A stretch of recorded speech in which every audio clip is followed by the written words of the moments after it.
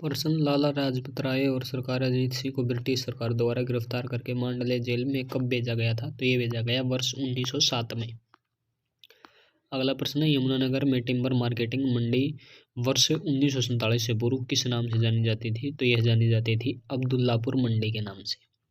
अगला प्रश्न है, बादानक किसके सामंत बनकर अहरवाल क्षेत्र पर अधिकार कर स्वतंत्र सत्ता बना ली थी? तो ये प्रतिहार के। अगला प्रश्न है, खूबी फसल के उत्पादन में हरियाणा का कौन सा जिला अग्रणी है? तो यह है सोनीपत जिला। अगला प्रश्न है, हरियाणवी भाषा की पहली फिल्म कौन सी थी? तो यह थी चंद्रावल। चंद्रावल कब रिलीज हुई? इसे कमेंट बॉक्स में लिखें। अगला प्रश्न, अंतरिक्ष वैज्ञानिक कल्पना चावला का जन्म किस नगर में हुआ? तो यह हुआ करनाल में।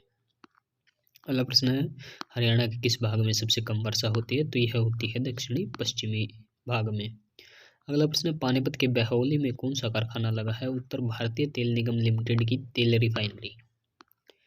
अगला प्रश्न है, भारत के लिए मुक्केबाजी में सर्वप्रथम ओलंपिक पदक किसने हासिल किया था? तो ये किया था विजेंद्र सिंह ने। अगला प्रश्न है, हरियाणा बना तब कौन कौन से 7 जिले थे? तो यह थे अंबाला, करनाल, रोहतक, जींद, गुड़गांव और महेंद्रगढ़ और हिसार। अगला प्रश्न है, पिडमोंट मैदान को किस स्थानीय नाम से जाना जाता है? तो ये जाना जाता है घर के नाम से। अगला प्रश्न है, हरियाणा के किस जिले में विधानसभा सीटें सबसे कम हैं? तो यह है पंचकुला में। कितनी विधानसभा सीटें हैं? कमेंट में जरूर लिखें। अगला प्रश्न है, हरियाणा में चावल की खेती मुख्यतः किन भागों में होती है? तो यह होती है पूर्वी और मध्यवर्ती भागों में।